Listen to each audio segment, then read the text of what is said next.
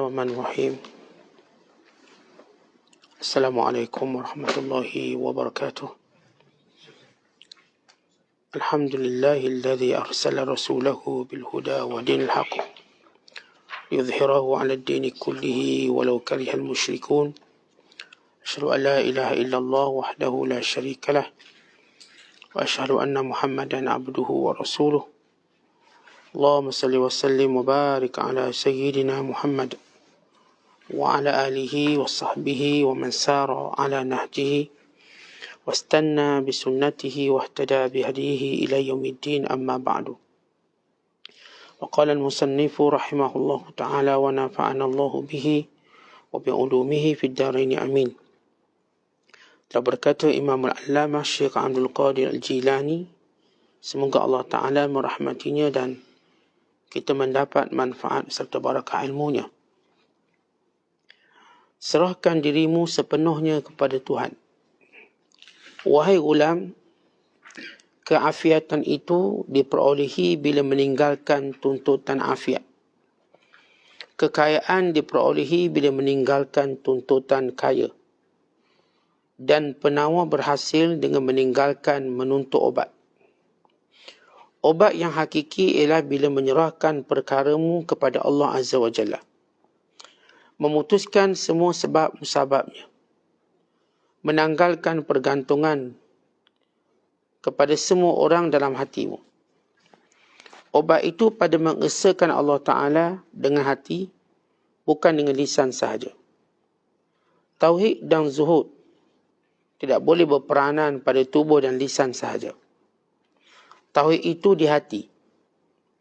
Zuhud juga di hati. Begitu juga taqwa dan makrifat tempatnya di hati. Ilmu mengenal Allah Azza wa Jalla. Mencintai Allah. Dan mendekatkan diri kepada Allah tetap mesti dengan hati. Lantaran itu hendaklah engkau sentiasa memakai akal. Jangan membuta tudi. Jangan berpura-pura dan jangan memberatkan diri. Namun begitu yang nyatanya, engkau selalu sahaja membuta tuli, berpura-pura, memberatkan diri, dan ada yang sampai berdusta, membuat riak dan nifak. Tujuanmu ialah untuk menarik orang kepada dirimu. Tidakkah engkau tahu bahawa setiap engkau bertapak dengan hatimu satu tapak sahaja kepada manusia, engkau turut terjatuh dari Allah Azza wa Jalla. Engkau mendakwa bahawa engkau menuntut jalan Allah Azza wa Jalla, padahal engkau bergantung kepada manusia. Umpama seorang pergi ke Mekah, lalu dia mengambil jalan ke Khurasan, maka tentu dia terpesong jauh dari Mekah. Engkau mendakwa bahawa hatimu telah keluar dari bergantung kepada manusia.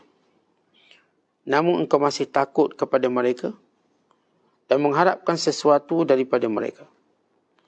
Zahirmu sahaja ternampak zuhud, tetapi hatimu masih cenderung kepada manusia. Zahirmu dengan Allah, tetapi batinmu dengan manusia. Perkara ini tidak ada mengaitnya dengan manusia atau dengan dunia atau dengan akhirat sekalipun. Alhasil, tidak ada hubungannya sama sekali dengan apa pun yang selain Allah Azza wa Jalla. Tegasnya, Allah itu adalah esa dan satu. Dan dia tiada menerima melainkan yang satu sahaja. Satu yang tiada dikongsikan apa pun dengan dia. Bukankah dia yang mentadbir semua urusanmu? Jadi hendaklah engkau terima apa pun yang disuruhnya. Muslimin dan muslimat sedang penonton yang dirahmati Allah sekalian, antara kesibukan kita di dunia ini mencari keafiatan. Lalu kita mencari segala obat. Lalu kita berpantang dengan segala pantang. Lalu kita berdiet. Lalu kita habiskan masa kita banyak untuk cari afiat. Yang jogging, yang jaga makan, yang buat treatment, yang sentiasa ke hospital, yang sentiasa mencari bahan-bahan makanan yang boleh menguatkan, boleh memastikan kesihatan. Sebab kecintaan manusia pada panjang umurnya. Maka panjang umur itu tidak akan terhasil dengan afiat pada pandangan mereka. Sedangkan hakikatnya bahawa kematian itu tidak berkait dengan afiat atau sakit. Ia berkait dengan sampai waktu. Bila sampai waktu kita, sihat bagaimanapun kita akan mati. Bila sampai waktu kita, bagaimanapun kita sempurna di mata dunia, kita akan berakhir dan kita akan mati. Bukan kita, kaum pun mati, bangsa pun mati. Likulli qaumin ajal, setiap kaum pun ada ajal. Jangan kata kita yang kerdil ni, kaum kita. Kalau kaum Melayu pun ada ajal Melayu dia. Kaum Ad sudah habis ajal je. Kaum Thamud, kaum yang lebih besar pada kita, lebih kuat, lebih hebat. Sehingga Allah Ta'ala sebut dalam Quran. Apa sangat kaum kita yang tak disebut dalam Quran. Kerana Allah Ta'ala tak menyebut satu kaum melainkan mereka meninggalkan bukti sejarah yang kuat. Bukti sejarah itu kuat. Dengan piramidnya, dengan gunung ganang yang dipahatnya. Semuanya bukti yang kuat yang ribuan tahun tidak berakhir. Berbanding sejarah-sejarah bangsa yang tak disebut. Yang mungkin tak meninggalkan kesan apa-apa pun. Ataupun yang meninggalkan kesan-kesan yang sedikit. Atau tempoh yang pendek.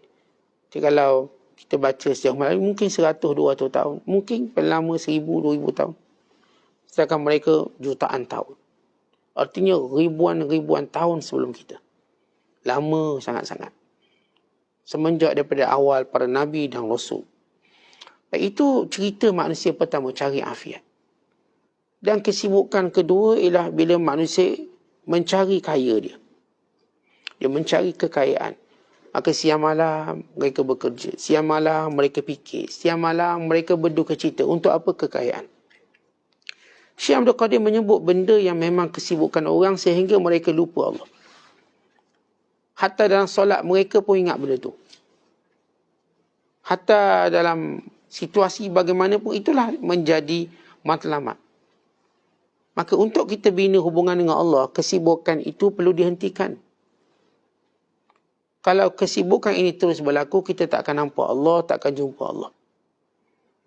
Mesti. Tapi bila manusia leka dengan mencari afiat, bila manusia leka mencari kekayaan, bahkan leka mencari obat. Satu golongan lagi cari obat. Sakit sikit, habis satu Malaysia dia raung cari obat. Dia raung cari perawat. Dalam kepalanya bertanya, siapa lagi boleh rawat? Siapa lagi yang ada obat? Berapa pun dia habis, dia tak pernah fikir. Macam mana pun dia buat, dia juga tak pernah peduli. Langgar syariat, langgar akidahnya pun bukanlah satu perkara yang besar baginya. Kerana yang besar baginya ialah sembuh. Sedangkan kesembuhan tidak menjaminkan panjang umur. Ada orang baru keluar hospital, doktor kata baik dah, comel dah, bagus dah, kembali muda balik. Dia pun rasa, oh saya dah sihat, saya tak akan sakit lagi. Ya betul. Tapi bukan makna kau tak akan mati. Kerana sakit lain, mati lain. Maka akhirnya mati dia. Selepas dia rasa dia sihat. Bukan dia isyar dirinya sihat. Dia isyar dalam FB. Saya dah sihat sekarang. Saya dah muda sekarang. Mati. Maka bila Syekh Abdul Qadir menyentuh benda ni, bukan maksud tuan-tuan kita tak boleh doa. Ustaz, tak boleh ke doa panjang umur, doa dapat afiat, doa? Boleh. Tak salah pun doa. Tapi Syekh menyebut tentang orang yang menuntut. Apa maksud menuntut? Menyibukkan dirinya. Melampau-lampau sehingga tak tahu prioriti. Satu ketika, Ummu Habibah, radhiyallahu ta'ala anha, dia berdoa. Dan Nabi SAW mendengar doa Ummu Habibah. Atau namanya Ramlah bin Abi Sufyan, radhiyallahu ta'ala anha. Ummul Mukminin, ibu kita. Salah seorang daripada isteri Nabi SAW. Dia pun doa, Allahumma matti'ni bi zawji Rasulillah. Wa bi Abi Sufyan. Wa bi akhi Muawiyah. Ya Allah, bahagiakan aku dengan Rasulullah, suamiku. Bahagiakan aku dengan ayahku. Ya Allah, bahagiakan aku dengan adikku Muawiyah. Dengan bahasa lain, Allahumma amti'ni atau Allahumma matti'ni. Ya Allah, limpahkan aku segala kemuliaan. Harta, kesihatan. Lalu kata Nabi SAW, wahai isteriku, innaki sa'alti li ajalin ma'lumah wa atharin mawtu'ah wa arzakin maksumah. Wahai isteriku yang tercinta, kamu minta sesuatu yang sudah ditentukan, rezeki yang sudah ditetapkan, semua pekerjaan-pekerjaan yang telah ditentukan, ajal yang juga telah diputuskan. Kau minta sesuatu yang semuanya sudah ditetapkan ini. Sikit atau banyak ada bahagian kamu. Cepat atau lambat ada bahagian kamu. Ia tak akan lambat atau tidak akan cepat, melainkan bila sampai waktunya. Bila sampai waktunya, baru dia akan dapat. Tetapi kalau sekiranya, wahai isteriku, kalau kamu berdoa kepada Allah, an yu'afiyaki min azabin finnar wa azabin fil qabr, lakana khairan laki. Tapi kalau kamu doa pada Allah, ya Allah, selamatkan aku daripada azab neraka, selamatkan aku daripada azab kubur, maka itu lebih baik bagi kamu. Tuan-tuan sekalian, kenapa Nabi SAW menegur Ummu Habibah? Bila Ummu Habibah doa, ya Allah, biar panjang umur, biar rezeki banyak, biar aku bahagia dengan suami aku, biar aku bahagia dengan ayah aku. Tuan-tuan, macam mana bahagia dengan pasangan kita? Sedangkan ia akan berlaku kematian. Bukankah bila berlaku kematian pada pasangan kita, kita boleh jadi gila? Ada saya dengar seorang sahabat cerita, saat bila suami dia mati, dia nangis sampai buta mata. Yang seorang lagi, Ustaz, dia nangis sampai gila. Gila. Murung. Baik, apakah itu kebahagiaan? Maksudnya bila ialah kita pandang isteri kita, kita pandang suami, kita memang nak bahagia. Tapi kita nak bahagia sampai tahap mana? Ya Allah, bila aku sentiasa seronok dengan suamiku, isteriku. Bukankah isteri kita, suami kita akan mati? Maka apa keseronokan bila berlaku kematian? Melainkan kemurungan. Kemurungan yang melampau. Ialah selama inilah isteri yang dibawa ke mana-mana. Ialah suami yang dia ikut ke mana-mana, tiba mati, patah kaki, patah hati dia. Bahkan lebih teruk, patah agama dia. Setakat patah kaki, tak boleh jalan, patah hati, sedih. Tapi macam mana patah agama? Sebab itu benda dunia duk sayang sangat, kecewanya melampau. Kecewanya melampau-lampau. Maka bila Syekh Abdul Qadir menyebut tentang minta afiat, sentiasa selamat, minta kaya, sentiasa senang, dan minta ubat, supaya sentiasa ada persiapan, persediaan. Kesemuanya ini kesibukan sehingga mengganggu hubungan dengan Allah. Ganggu sampai kita lupa untuk muhasabah. Sampai kita lupa untuk melihatnya sebagai satu kebaikan Allah Ta'ala. Kita tak nak tengok benda ni daripada kesilapan kita. Wa ma asabaka min sayyi'atin fa bima kasabat aydikum wa ya'fu an katsir. Dan apa yang menimpa kamu disebabkan perbuatan tangan kamu. Allah Ta'ala mengampunkan banyak kesilapan kamu. Yang berlaku musibah pada kita, kita jarang untuk melihatnya sebagai satu kebaikan. Kebaikan untuk kita muhasabah. Jadi bila kita melihat ramai orang duk sibuk benda ni, maka apa jadi padanya? Dia akan bergantung pada ramai manusia. Dan nak kaya, kena kenal ramai orang. Kena kenal daripada pengaruh tu, pengaruh ni semua kena kenal. Tidak, tak boleh jadi kaya. Sebab itu kalau tuan-tuan tengok pengetahuan orang kaya, dia kenal ramai orang. Cari seorang kaya, tanya dia, kenal tak ni? Semua dia kenal. Pesaing dia, musuh dia, pegawai ni, pegawai tu, dia kenal. Sebab dia ada urusan semua dengan orang ni. Cuma dengan Allah dia tak ada urusan. Walaupun Allah ada urusan dengan dia. Kerana Allah akan tanya dia. Allah akan bertanggungjawabkan dia segala perbuatan dia. Tapi ramai orang rasa dia tak ada urusan dengan Allah. Sebab itu sembahyangnya lambat. Itu pun baik. Sembahyang jugalah. Yang tak solat. Kita bukan fokus pada golongan ini. Kita sebut golongan yang cuai di kalangan mereka. Yang kaya, yang ingat Allah, yang Masya Allah, sentiasa komitmen dengan hubungan dengan Allah. Itu bukan itu yang kita bicarakan. Kita bicarakan kebiasaan. Tuan-tuan, kebiasaan tuan-tuan nak kaya, apa pertama kita kena buat? Kenal orang. Coaching yang coach kita kata, kenal orang. Bermula daripada kenal marketing kita. Marketing tu maknanya kenal orang. Kita kenal orang ni, kenal orang tu. Dan orang tu kena kenal kita. Kemudian kita mula nak kenal dengan orang lebih tinggi. Bila kita nak kenal dengan orang lebih tinggi, komitmen kita mula ada. Waktu dengan dia. Kalau dia call, jangan tak angkat. Dia panggil, jangan tak datang. Dia minta, jangan tak bagi. Nanti habis kita. Maka begitu acuan kita. Tentang begitu acuan orang kaya. Tanya mereka. Pasti mereka kata, ini acuan kami. Kalau kami tak kenal, susah. Kami kena kenal ramai orang. Kami kena penuhi tuntutan mereka, keinginan mereka. Akhirnya apa terjadi? Dia terjebak dengan banyak kemungkaran. Kalau dia tak terjebak dengan kemungkaran sekalipun, dia telah banyak habiskan masanya dengan makhluk ini berbanding Allah. Bukankah itu sudah cukup tercela? Dia banyak ingat orang ni. Even waktu dia solat, dia ingat orang ni je boleh tolong aku. Oh, kabel ni bagus, kabel ni je boleh bagi projek aku. Dia lupa Allah. Yang bagi semua ni Allah. Maka pergantungan dengan manusia cukup kuat. Dia lupa kalau dia jatuh, semua manusia ini putuskan diri daripadanya melainkan Allah. Kita tanya orang kaya yang jatuh-jatuh tu. Ada tak masih ada hubungan dengan orang? Tak ada, orang putuskan, orang takut. Umpama gajah yang jatuh dalam lubang, tak ada orang boleh tolong. Kalau yang jatuh dalam lubang tu cuma kancil, okey lah. Ni yang jatuh ni gajah.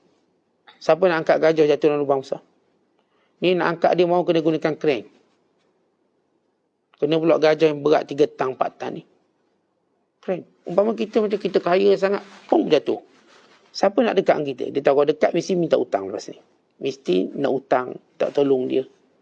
Akhirnya kita dapati orang yang kaya ni menjauhkan diri daripada dia. Tak ada orang. Mereka tersisa baginya ialah sedikit keyakinannya pada Allah. Yang dia akan lebih yakin selepas itu. Namun itu akibatnya. Sama juga orang yang kita katakan mencari obat. Sibuk cari obat. Sehingga dia kena kenal semua orang. Tok batin dalam hutang simpang rompeng pun dia kenal. Berobat, kita tanya orang yang sakit kuat. Dia tahu semua nama obat, dia tahu semua nama tukang awak. Tanya orang sakit gout. Obat apa dia tak tahu tentang gout. Jangan cerita nenas, timun, daripada semua sayur herba, dan semua farmasi, semua doktor, dia kenal belaka. Doktor gout semua dia kenal. Ya, kesibukan dia. Tapi apakah dia kenal yang lain yang berkait dengan hubungan dengan Allah? Dia kenal tak benda-benda lain? Dia hafal. Kalau dia hafal nama obat, dia hafal tak surah. Oh, nama obat bahasa Jepun, dia hafal. Dia hafal nama obat ikut bahasa Korea. Apa dia? Sebab apa penting nak pergi farmasi? Kau tak hafal pun tulis ni. Ni obat ni ada. Macam mana dia nak kenal dengan Allah? Apakah dia menghafal perkara-perkara yang boleh menjadikan dia kenal Allah? Yang saya kata, siapa pun ada orang tu, bila dia sakit, ni dia kenal ni, orang asli, Tok Batin pun dia kenal. Sebab apa? Dia pun pernah pergi. Saya pernah pergi usah ubat tu, obat ni. Dukung Cina pun dia kenal. Dukung Melayu kenal. Ni dukung Cina kenal. Dukung India pun dia kenal. Ni main dukung satu Malaysia. Dia kenal semua. Cuma dia tak kenal Allah Ta'ala. Yang menyembuhkan sakit, Allah. Tapi bila manusia ni gagal, barulah dia nampak Allah. Tuan-tuan, kita macam ni. Kalau kita selama ni duk minta tolong semua orang yang sebenar patut tolong kita, kita tak minta tolong. Maka apakah kita rasa dia akan tolong kita waktu kita dalam keadaan dah kecewa dengan semua orang, baru kita datang kat dia. Dia tak akan semudah itu tolong kita. Melainkan dibiarkan kita terlebih dahulu. Sebab apa? Nabi kata begini. Ta'arraf ila Allah fi rakha. Kenali Allah waktu kamu senang. Ya'rifka fi syiddah. Allah kenal kamu waktu susah. Tapi orang kalau tak kenal, Allah biarkan dulu. Sampai dia benar-benar terseksa, dia benar-benar bulat hatinya, benar-benar taubat, barulah Allah peduli dia. Begitu Allah hukum dia. Sebab tu tuan-tuan, kita nak kenal Allah dari awal. Daripada mula Allah bagi kita akal, kita nak kenal Allah. Bukan daripada mula kita lahir ke dunia, orang dah azan ke telinga kita untuk kenal. Biar itu seruang pertama. Orang dari qomat telinga kiri kita. Untuk kita kenal kewajiban kita mendirikan solat. Kecil lagi, tak kerti apa lagi. Sudah diperdengarkan. Kadang-kadang si ayah, si ibu lupa. Itulah tanggungjawab dia dan mendidik anak-anak. Mengajar mereka kenal Allah, membesarkan Allah. Kenal Rasulullah, memuliakan Rasulullah sallallahu alaihi wasallam. Dan kenalkan mereka tentang solat. Dan kenalkan mereka tentang kejayaan sebenar dunia akhirat. Tapi mak ayah duk azang dia sekali, lepas tu habis, lepas. Dia rasa dia tak ada tanggungjawab lagi. Biar anak ni dibentuk oleh persekitaran, biar anak ni dibentuk oleh sekolah. Dia cuma bayar wang. Dia cuma bayar duit. Dia cuma siapkan makan, siapkan tempat tinggal. Kemudian berhibur, bergembira, melancong ke sana ke sini.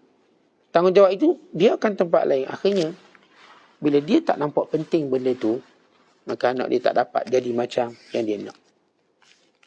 Anak dia tak kembali pada dia macam hadir daripada dia. Itu keluar anak derhaka. Derhaka hari ni bukan derhaka jenis sepak mak. Itu dah tak berlaku, orang report polis, masuk penjara, orang tak berani. Bukan jenis orang kata pukul, kan. Cukup bila mereka tidak menghubungi kita, bila mereka tak nak balik di sisi kita pada lapang mereka. Itulah derhaka baru.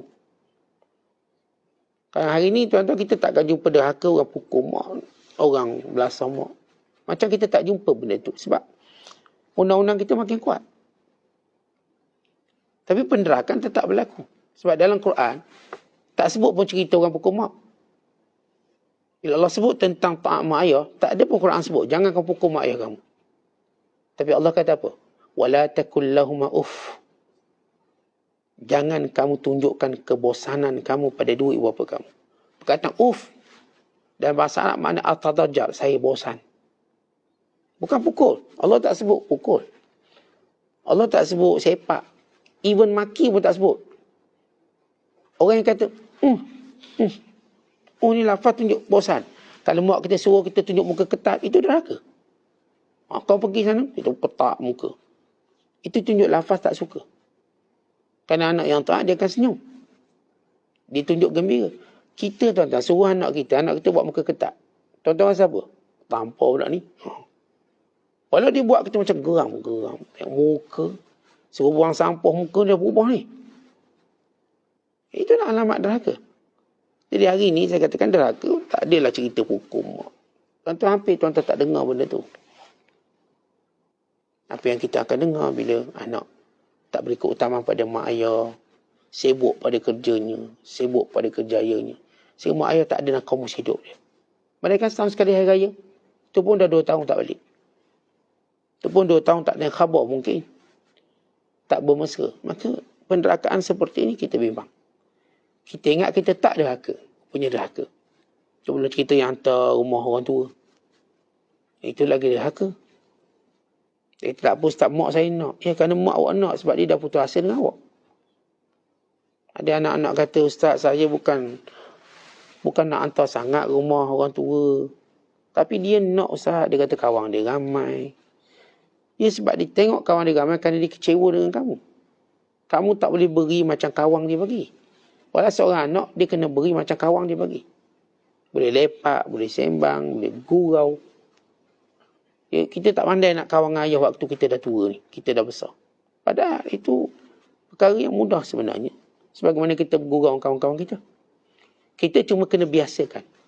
Kita sebenarnya tak biasa, macam tak biasa pakai topeng. Bila dah biasa, dah mana-mana pakai topeng. Tidur pakai topeng. Dah biasa sangat. Tidur pakai topeng.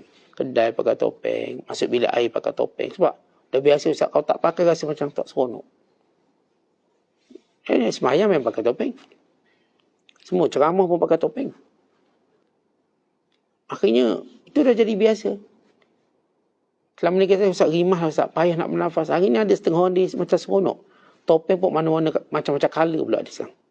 Oh, lagi seronok dia. Lepas tu dia boleh buat bentuk macam-macam. Maka sama juga dengan mak ayah kita. Sebab kita tak biasa duduk dengan dia. Tuan-tuan biasakan duduk, biasakan sembang-sembang. Lama-lama, okey. Biasakan cerita sebab kita dah. Pada usia macam ni, kita bukan bercakap pada usia kita umur 8 tahun, 10 tahun. Kita dah dewasa. Macam mana kita bergurau dengan kawan kita, demikian kita bergurau dengan ayah kita, dengan ibu kita.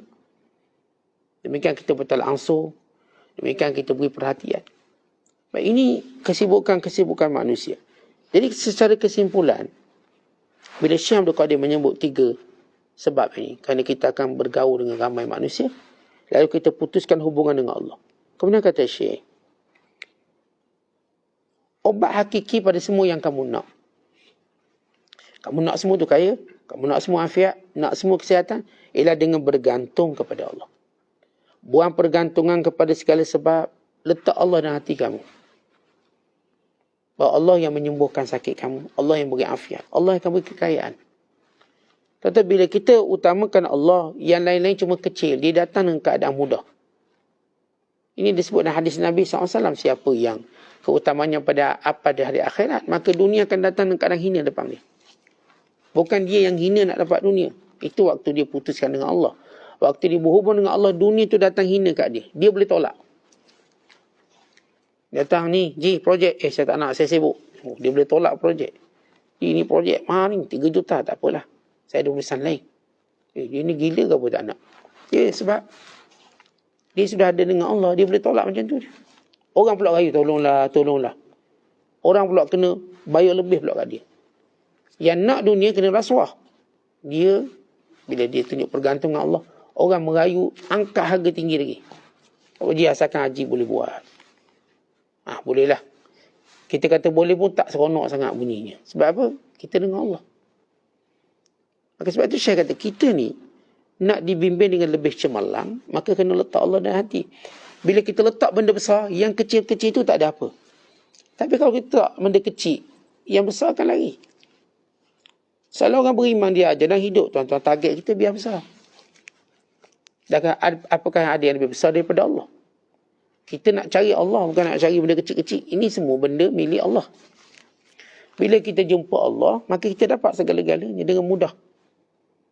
Bahkan Allah Ta'ala kalau wa'imah diberi kita apa yang kita nak. Ataupun kita tak dapat, tapi Allah beri kita rasa qanaah, rasa cukup dan syukur. Kalau Allah beri sikit je pada kita berbanding orang lain, tapi Allah akan melapangkan yang sikit dan memberkatinya. Wasa'allahu alaihi wa yubariku fi. Allah akan luaskan yang kecil tadi dan berkati dia. Katakan orang tu anak 8 dapat. Dia dapat anak seorang je. Saya semayang kuat anak seorang. Ni itu anak 8. Dia seorang, tapi Allah akan meluaskan anak ni. Memberkati. Anak ni taat, patuh. Lepas tu anak ni pula dapat anak yang menghasilkan cucu 40 orang ni. 40 orang. Berkat. Anak seorang, tapi dia punya downline dia tu banyak. Yalah, bini 4, seorang 10. Tak 40. 40 orang nak dia. Yang ni anak 8 tak kahwin. Jam kering dia. Dapat 8 anak, 8 tak kahwin. Nak tunggu cucu, macam tunggu pokok durian tak berbuah. Macam mana ni? Semua tak nak kahwin. Bukan sekadar tak ada anak, tak nak kahwin. Tak nak kahwin. Bala lagi, minat sejenis pula. Bala besar. Jadi sebab itu kita, bila kita mencari Allah, Allah beri kita semua dunia. Kalau Allah beri sikit katakan, maka Allah akan melapangkan yang sikit. Mencukupkannya. Dan memberkatinya. Dia punya jalinannya. Kita tengok Abu Hurairah. Radhiyallahu ta'ala Abu Hurairah. Allah berkati zuriat keturunannya sampai ada 100 orang. Anak dia, cucu dia, 100 orang. Dan dia sempat menghadiri pengkebumian cucu dia. Allah beri dia umur yang panjang. Hadir pengkebumian cucu dia. Bukan cucu mati muda, cucu dia mati tua. Tapi dia lagi tua. Allah beri dia umur. Untuk dia menyaksikan semua kebaikan. Doa Nabi SAW. Sebab itu kita nak cari yang induk, yang asas. Bila kita cari Allah, yang kecil-kecil itu datang. Kemudian kata Syekh, kamu kata kamu ada tauhid, kamu ada zuhud. Tauhid dan zuhud ni bukan kat lidah, dia kat hati. Dia kata saya ahli tauhid, saya ahli zuhud, tapi masa banyak dengan orang, bukan dengan Tuhan. Pergantungan dengan orang, bukan dengan Tuhan. Maka takwa juga bukan satu dakwah saya nak jadi orang bertakwa. Saya nak jadi ahli makrifat. Takwa dan makrifat itu dalam hati. Kata Nabi sallallahu alaihi wasallam, at-taqwa hahuna. Takwa sini, bukan sini. Bukan saya nak jadi orang bertakwa, saya nak jadi orang soleh. Jadi orang soleh bukan di mulut tapi di hati. Ilmu mengenal Allah, ilmu cinta Allah, semua dalam hati. Tetapi bila benda tu dalam hati, makna benda tu kuat. Sebab hati ni tempat akar umbi dia. Yang lain cuma cabang, cuma dahan yang boleh dicantas dan tumbuh kembali. Tapi hati tu macam akar. Kalau akar tu rosak, rosak semua. Pokok yang indah tapi akar rosak, habis rosak. Satu pokok, lagi mana akar dia kuat, walaupun dicantas semua dahannya, dia potong semua dia punya batangnya, akarnya masih ada, dia tetap akan tumbuh. Dia tak akan tumbuh.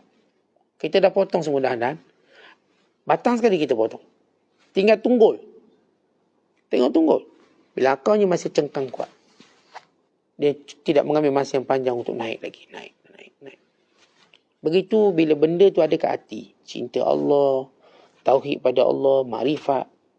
Apa pun ujian pada batang tubuhnya, tidak menjejaskan dia. Memang orang nampak dah tak ada dahan. Orang nampak dia dah tak ada batang. Orang nampak dah macam tak indah. Tapi orang lupa bahawa dia tetap bertahan di situ. Dia tak ke mana-mana pun. Walau datang ombak, walau datang taufan, walau datang ujian, dia di situ. Berbanding yang bercerita tentang daun, dahan, dia dah masuk tong sampah dah. Dahan batang tu dah masuk tong sampah.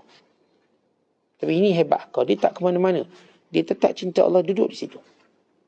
Datanglah banjir beberapa kali pun, datang taufan, dia ke situ.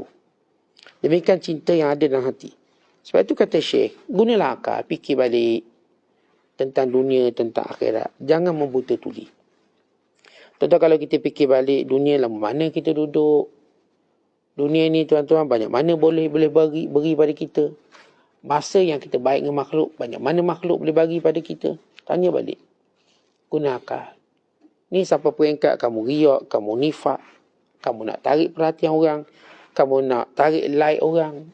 Dah kalau dia like pun apa kamu dapat sebenarnya? Dia agak-agak solat jenazah kat kita ni.